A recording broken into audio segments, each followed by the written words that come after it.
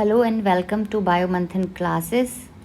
So today we will start our next chapter biological classification of 11th class. तो जैसा कि हम देख रहे हैं कि हम पूरा अपना NCERT को कवर करते हुए चल रहे हैं चैप्टर वाइज। तो आज हमारा सेकंड चैप्टर है बायोलॉजिकल क्लासिफिकेशन, जिसमें हमको क्या क्या पढ़ना है। फर्स्ट हमारा है kingdom Monera, Protista, kingdom Fungi, Plantae and Animalia. Except then these 5 kingdom, हमें इसमें 2-3 ऑर्गेनिज्म और पढ़ेंगे वायरस, वायरोइड्स और लाइकेंस के बारे में। बायोलॉजिकल क्लासिफिकेशन करने से पहले हम जान लेते हैं कि बायोलॉजिकल क्लासिफिकेशन का नीड हमें क्यों पड़ा और बायोलॉजिकल क्लासिफिकेशन में कितने जो बायोलॉजिस्ट थे, साइंटिस्ट इन्वॉल्व थे। सबसे पहले किस साइंटिस्ट ने किस टाइप से इस पूरे लिविंग वर्ल्ड को क्लासीफाई किया। तो सबसे पहले हम जैसे कि हम देख रहे हैं कि एनसीईआरटी की लाइन बाय लाइन हम कवर करते हुए चल रहे हैं।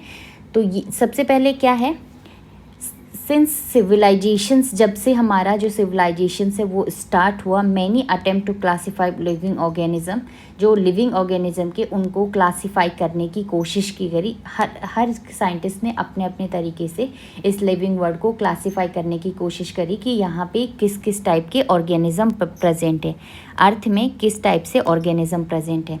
तो उनका क्या क्या क्राइटेरिया था, ये सारी चीज़ें हम इस चैप्टर में पढ़ेंगे। Scientific but born out a need of use organism for our own use. किस टाइप से हमने क्या किया, एक तो क्या था कि हमारे अपने यूज़ के लिए हमने कुछ चीज़ों को यूज़ किया, या साइंटिफिकली उनका यूज़ क्या था, या लोकल पीपल उसका यूज़ कैसे करते हैं, या जैसे as a medicine, food, shelters, clothing, किस टाइप से लोग इन चीज़ों का यूज़ करते हैं। एक तो हमने वो बेस माना क्लासिफिकेशन का, या साइंटिफिकली उस प्लांट का या उस एनिमल का या जो भी लिविंग ऑर्गेनिज्म है उसका यूज़ अर्थ पे किस टाइप से हो रहा है। तो ये सारी चीज़ें हम इस चैप्टर में पढ़ेंगे। जैसे हमारे पास ये है अर्थ में जैसे क्या क्या ऑर्गेनिज्म प्रेजेंट है, हमने जिस लिविंग वर्ल्ड के बारे में पढ़ा। तो हमें यहाँ पे एक तो प्लांट्स मिले, डिफरेंट टाइप के हमें यहाँ पे एनिमल्स मिले, डिफरेंट टाइप के हमें हायर एनिमल्स मिले, हायर प्लांट्स मिले, और हमें कुछ यहाँ पे क्या मिले, माइक्रोब्स मिले। तो एक ये हमारा प्लेनेट है, और प्लेनेट के अंदर हमें क्या मिल रहे हैं, लिविंग वर्ड्स में हमें डिफरेंट टाइप के ऑर्गेनिज्म मिल रहे हैं। उनको हमने किस टाइप से क्लासीफाई किया, पिछले लेक्चर में या पिछले क्लास लिविंग वर्ड्स में हमने देखा कि क्या क्या कैरेक्टरिस्टिक फीचर्स हो सकते हैं कि इस टाइप के ऑर्गेनिज्म को हम लिविंग बींग्स बोल रहे हैं या लिविंग ऑर्गेनिज्म बोल रहे हैं। अब हमें इतनी बायोडाइवर्सिटी हमें अर्थ पे मिल गई, तो इसको हम कैसे डिफाइन कर रहे हैं, ये सारी चीज़ें हम पढ़ रहे हैं। तो सबसे पहले इस फील्ड में बायोलॉजिकल क्लासिफिकेशन के फील्ड में हमें कौन मिले, एरिस्टोटल एक बायोलॉजिस्ट थे जिन्होंने क्या किया, जिन्होंने ट्राई किया इस लिविंग वर्ल्ड को क्लासीफाई करने के। तो सबसे पहले उन्होंने क्या किया, on the basis of simple morphological character he classify plants into tree, shrubs और हर्ब। सबसे पहले उन जो बायोलॉजिकल क्लासिफिकेशन में सबसे पहले जो साइंटिस्ट हुए उनका नाम था एरिस्टोटल। सबसे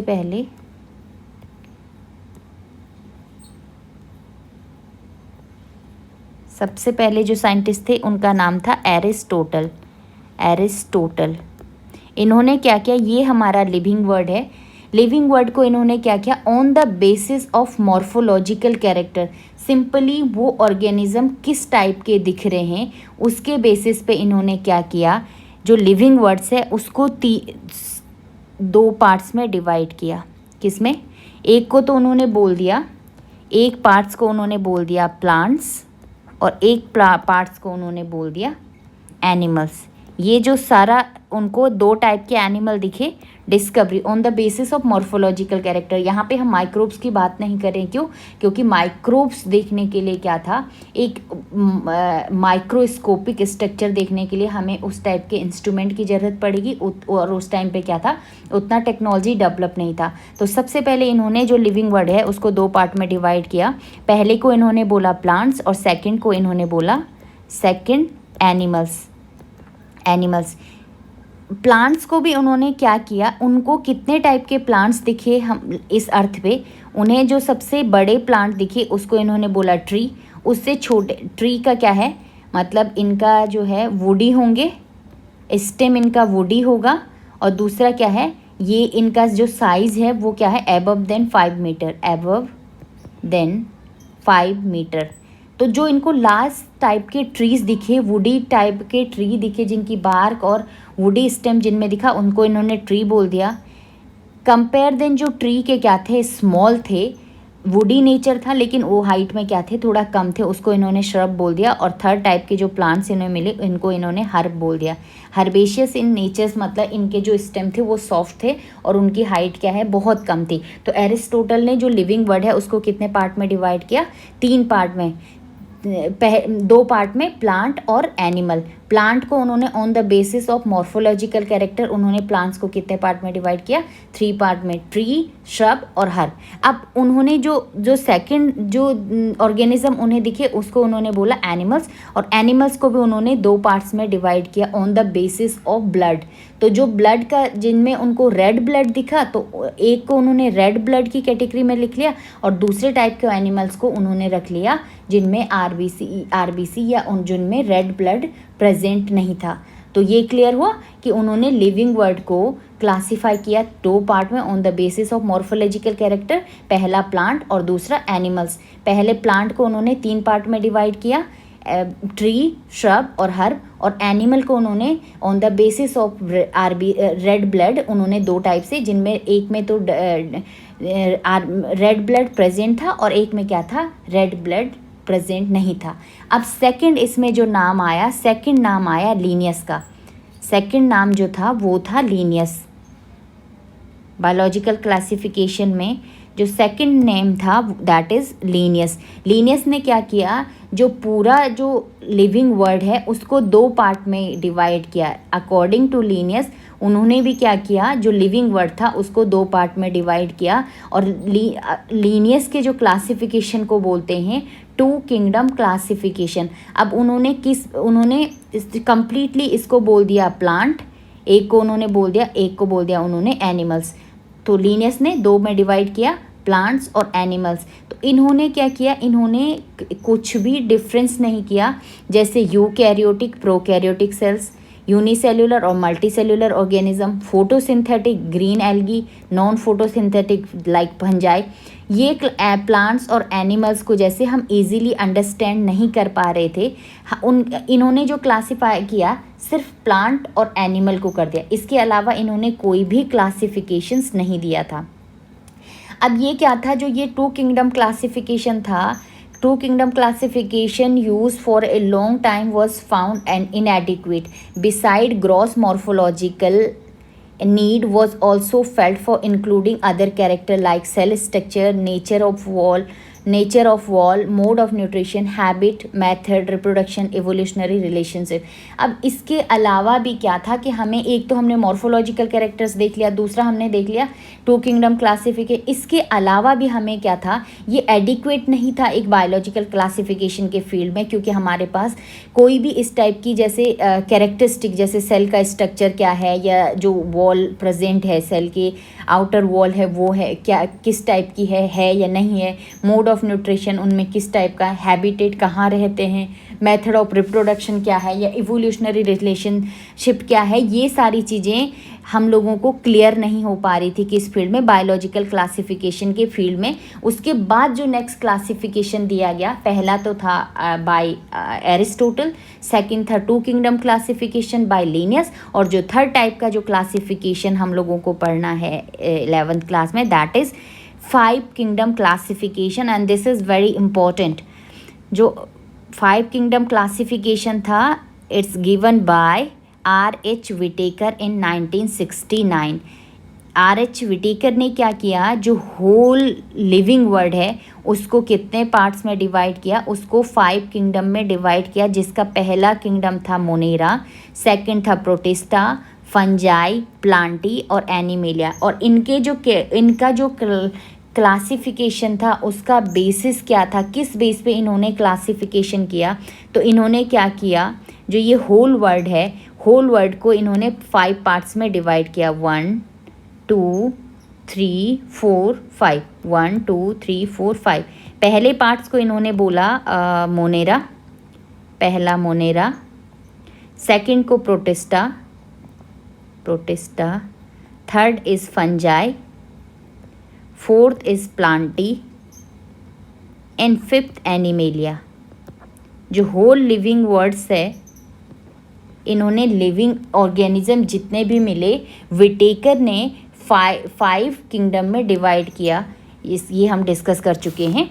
अब इन्होंने इसका बेसिस क्या रखा, किस बेस पे इन्होंने पूरे लिविंग ऑर्गेनिज्म को 5 किंगडम में डिवाइड किया। तो इनका जो बेसिस था, सबसे पहले इन्होंने देखा सेल का स्ट्रक्चर किस टाइप का है, दूसरा बॉडी ऑर्गेनाइजेशन क्या है, तीसरा मोड ऑफ न्यूट्रिशन क्या है, फोर्थ रिप्रोडक्शन, और फिफ्थ क्या है फाइलोजेनेटिक रिलेशंस, मतलब जो एंसेस्टर्स थे किस टाइप से ये अपने मतलब जो प्री जो जनरेशन है उससे मिलते हैं। तो ये सारे कैरेक्टर के बेसिस पे उन्होंने क्या किया, पूरे लिविंग वर्ल्ड को 5 किंगडम में क्लासीफाई किया।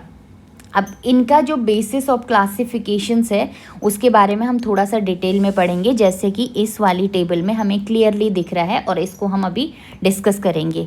सबसे पहले क्या था, उन्होंने मोनेरा किंगडम लिया, देन उन्होंने Protista, then Fungi, then Plantae और देन एनिमेलिया। इस टाइप से उन्होंने एक पूरे लिविंग वर्ल्ड को कितने पार्ट में डिवाइड किया, 5 पार्ट में। सबसे पहला उनका बेसिस क्या था, सबसे पहले उन्होंने लिया सेल का जो टाइप है। अब सेल में 2 टाइप आ रहे हैं, सेल के जो टाइप होते हैं दैट इज़ प्रोकैरियोट और that is second is eukaryotic cells. तो जो मोनेरा किंगडम था उसमें जो ऑर्गेनिज्म थे उनको कहते हैं प्रोकैरियोटिक ऑर्गेनिज्म या प्रोकैरियोटिक टाइप की सेल्स उसमें मिल रही थी। इसका क्या मतलब है, प्रो का मतलब होता है प्रिमिटिव, कैरियो का मतलब होता है न्यूक्लियस।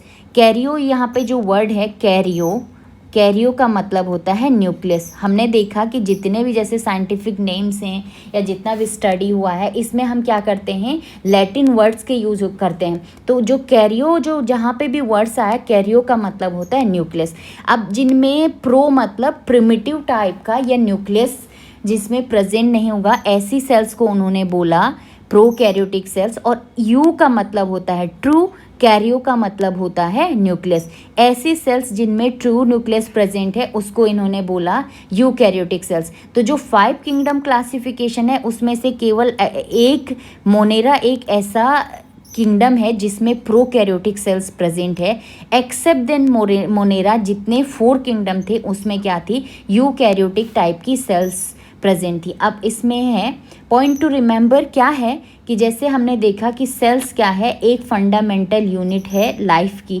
मतलब कोई भी जो लिविंग ऑर्गेनिज्म है उसकी सबसे छोटी यूनिट क्या है, सेल्स है। तो सेल का एक स्ट्रक्चर अगर हम देखें तो जैसे सेल ये हमारे पास एक सेल का स्ट्रक्चर है। सेल की सबसे आउटर मेम्ब्रेन होती है मेम्ब्रेन, इसको बोलते हैं सेल मेम्ब्रेन। सेल के अंदर ये हमें एक राउंड शेप दिख रहा है, इसको हम बोलते हैं न्यूक्लियस। इसके अंदर एक फ्लूइड भरा होता है, इसको हम बोलते हैं साइटोप्लाज्म। मतलब सेल के अंदर जो मटीरियल फ्लूइड होगा दैट इज़ कॉल्ड साइटोप्लाज्म। अब जो ये न्यूक्लियस है इसमें क्या होते हैं, इसमें हमारा जेनेटिक मटेरियल होता है, डीएनए या आरएनए जो भी होगा, ठीक है।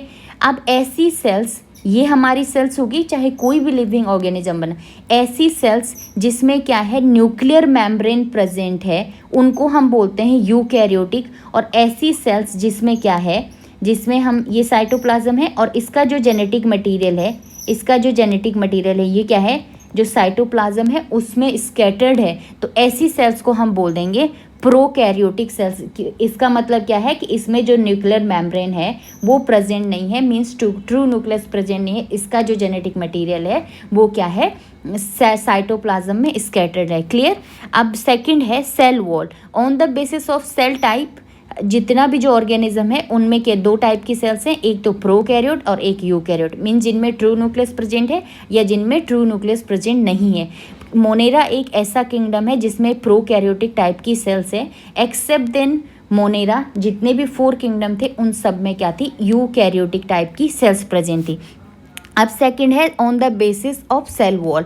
अब इन्होंने देखा, ये हमने सेल देख ली, तो ऐसी सेल्स जिनमें क्या था, जिनमें देखिए ये सेल्स है, हमारा सेल का स्ट्रक्चर है।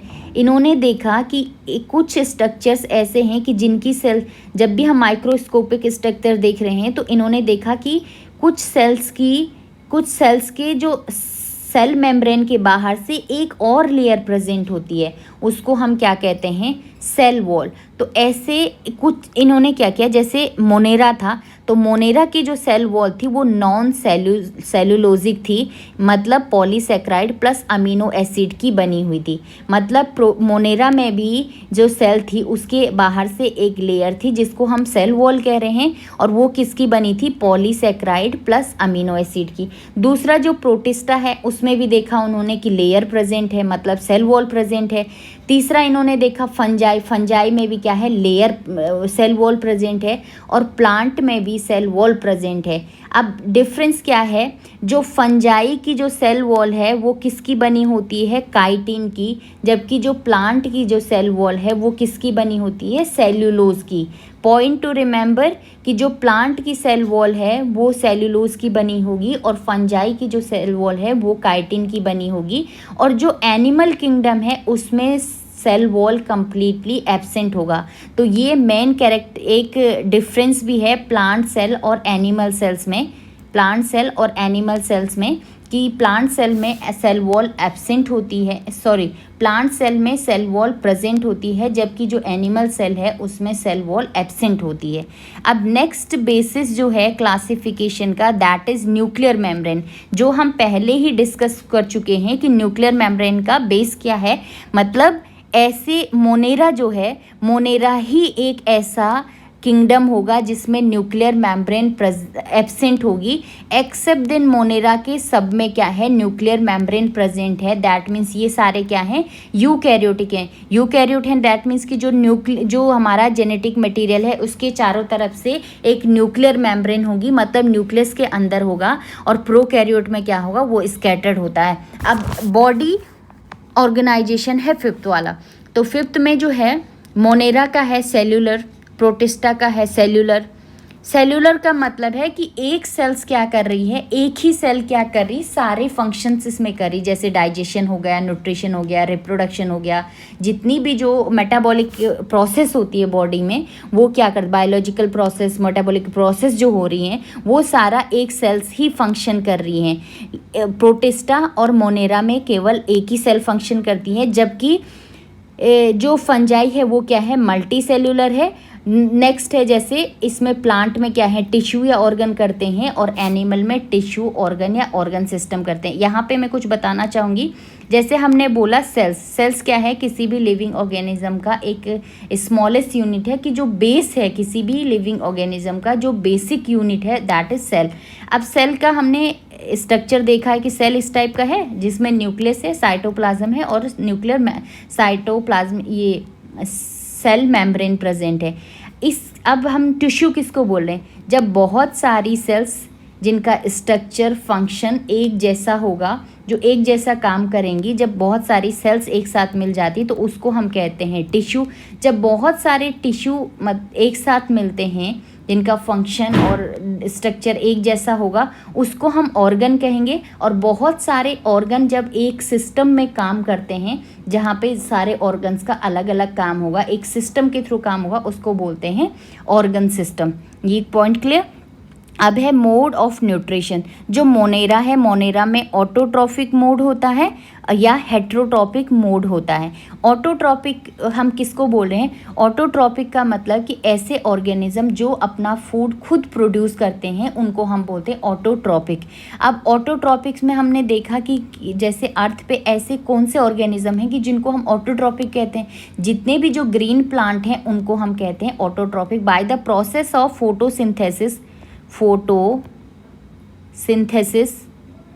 सिंथेसिस ग्रीन प्लांट क्या करते हैं, ग्रीन प्लांट अपना फूड खुद प्रोड्यूस करते हैं। अब जो 5 किंगडम क्लासिफिकेशन में जो मोनेरा है, वो मोनेरा भी ऑटोट्रॉपिक होते हैं। कैसे, ऑटोट्रॉपिक में भी ये कीमोसिंथेटिक होते हैं या फोटोसिंथेटिक होते हैं। कीमोसिंथेटिक का मतलब है कि ऐसे ऑर्गेनिज्म जो किसी केमिकल के थ्रू अपना फूड प्रोड्यूस करते हैं, और फोटोसिंथेटिक का मतलब है कि क्लोरोफिल और सनलाइट की प्रेजेंस में वो क्या करेंगे, अपना फूड प्रोड्यूस करेंगे। इसको हम थोड़ा आगे पढ़ेंगे। कीमोसिंथेटिक का मतलब है कुछ ऐसे माइक्रो ऑर्गेनिज्म है जैसे bacteria, sulphur bacteria, iron bacteria, ये क्या करते हैं, ये इनकी प्रेजेंस में अपना फूड प्रोड्यूस करेंगे, इनको बोलते हैं कीमोसिंथेटिक ऑर्गेनिज्म। नेक्स्ट है हेट्रोट्रॉपिक। हेट्रोट्रॉपिक का मतलब है कि ये अपने फूड के लिए दूसरे पे डिपेंडेंट होते हैं, ऐसे ऑर्गेनिज्म को हम कहते हैं हेट्रोट्रॉपिक ऑर्गेनिज्म। अब हेट्रोट्रॉपिक मोड ऑफ न्यूट्रिशन में सेप्रोफिटिक हो सकता है या पैरासिटिक हो सकता है। सेप्रोफिटिक का मतलब है ऐसे ऑर्गेनिज्म जो किसी डेड ऑर्गेनिक मटेरियल पे डिपेंड होते हैं अपने फूड के लिए, उनको हम करेंगे सेप्रोफिटिक। और पैरासिटिक का मतलब है कि लिविंग ऑर्गेनिज्म पे इंडो पैरासिटिक हो सकते हैं या एक्टोपैरासिटिक हो सकते हैं, या तो बॉडी के अंदर हो सकते हैं या बॉडी के बाहर हो सकते हैं। ये क्या करते हैं, उनसे अपना फूड लेते हैं, हमें कहीं किसी न किसी उसमें इनको नुकसान पहुंचाते हैं। क्लियर। अब सेकंड है प्रोटिस्टा। प्रोटिस्टा में क्या है, इनका जो नेचर होता है वो क्या होता है, इस फोटोसिंथेटिक एंड हेट्रोट्रॉपिक, ये भी क्या होते हैं, बोथ, जैसे हमने आगे पढ़ लिया।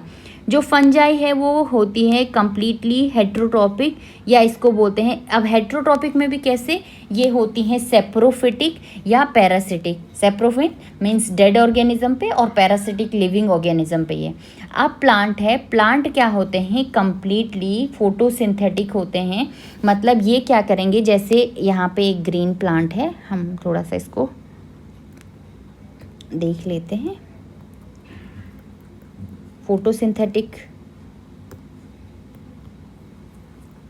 फोटोसिंथेसिस प्रोसेस को हम देख लेते हैं। ये ग्रीन प्लांट है,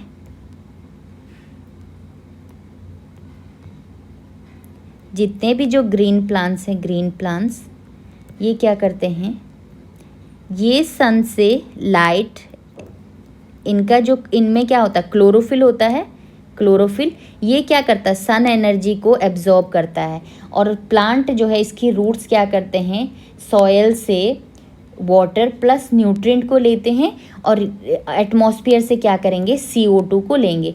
तो जो ग्रीन प्लांट है वो क्या करेगा, CO2 प्लस H2O, सॉयल से लिया H2O, एटमॉस्फेयर से लिया CO2, और ये क्या करता है, सनलाइट की प्रेजेंस में सनलाइट प्लस क्लोरोफिल की प्रेजेंट में ये क्या करेगा, C6H12O6 ग्लूकोज प्लस हमारे लिए क्या देगा, O2 गैस देगा। ग्लूकोज फूड प्रोड्यूस करेगा। तो ये हमारे पास है फोटोसिंथेटिक एक रिएक्शन या फोटोसिंथेटिक प्रोसेस क्या होती है, फोटोसिंथेसिस क्या होता है। तो जितने भी जो ग्रीन प्लांट हैं वो ऑटोट्रॉप होते हैं।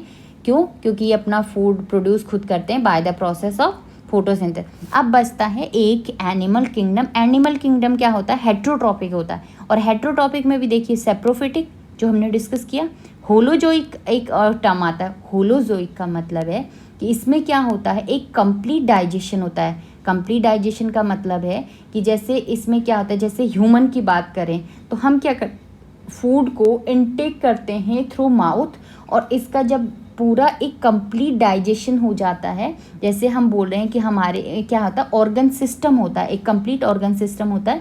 अलग अलग ऑर्गन के अलग अलग फंक्शंस होते हैं।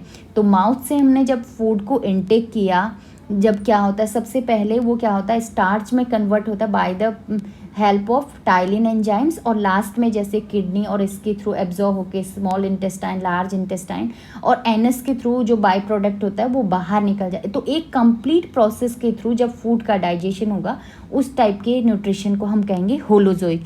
तो ये क्या था, विटेकर का एक क्लासिफिकेशन था, उसके बेसिस पे विटेकर ने लिविंग वर्ड है उसको 5 किंगडम में क्लासीफाई किया था।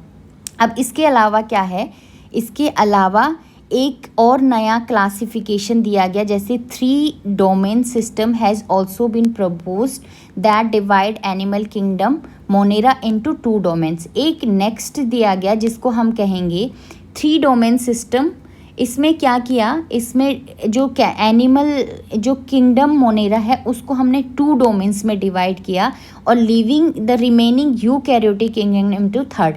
जैसे जो मोनेरा है उसको हमने 2 डोमेन्स में डिवाइड किया और जो एक्सेप्ट इन 3 जो 3 बच जाते हैं उसको हमने क्या किया, थर्ड डोमेन में रख दिया। तो इसको हम बोलेंगे, नेक्स्ट हमारा था 6 किंगडम क्लासिफिकेशन। ये हमारे पास नहीं है अभी 11th पे, ये जब हायर क्लासेस होगी उसमें इसका डिस्कशन होगा। अब क्या है, इसके अलावा भी जैसे हम देख लेते हैं जो क्लासिफिकेशन सिस्टम्स है उसमें क्या है इंक्लूडेड है, इसमें भी बहुत सारी कमियां रह गई हैं। जो ये 5 किंगडम क्लासिफिकेशन है कैसे, जैसे हमने देखा कि जो बैक्टीरिया है, ब्लू ग्रीन एल्गी है, फंजाई है, मॉसिस है, फर्न है, जिम्नोस्पर्म है, एंजियोस्पर्म है, ये सारे क्या थे, अंडर प्लांट थे। और जितने भी जैसे प्रोटोजोन थे और एनिमल्स थे, सबको हमने क्या किया, एनिमल्स में ही डिवाइड कर लिया। जैसे यहाँ पे क्या था, यूनिसेल्युलर ऑर्गेन, जैसे एल्गी जो थे कुछ यूनिसेल्युलर थे, कुछ मल्टीसेल्युलर थे, उनको अलग से डिवाइड नहीं किया गया था। तो ये सारा डिस्कशन हम नेक्स्ट जैसे जो आपकी हायर क्लासेस होगी या जब भी कभी टाइम मिलता है तो इस क्लासिफिकेशन पे नेक्स्ट वाले पे हम डिस्कस करेंगे। अब क्लास में एनसीईआरटी या 11th क्लास में हमारे पास क्या है कि जो ये 5 किंगडम क्लासिफिकेशन है बाय विटेकर्स, इनका हमने डिटेल डिस्क्रिप्शन पढ़ना है। तो जो नेक्स्ट क्लास हमारी होगी उसमें हम मोनेरा टू किंगडम एनिमेलिया तक के डिटेल कैरेक्टरिस्टिक फीचर्स देखेंगे कि क्या क्या कैरेक्टरिस्टिक फीचर्स हैं और इनके एग्जाम्पल्स क्या हैं। तो आज के लिए ये लेक्चर हम यहीं पे स्टॉप करते हैं। तो थैंक यू फॉर वॉचिंग। अगर लेक्चर पसंद आए शेयर, लाइक और सब्सक्राइब करना ना भूलें। Thank you.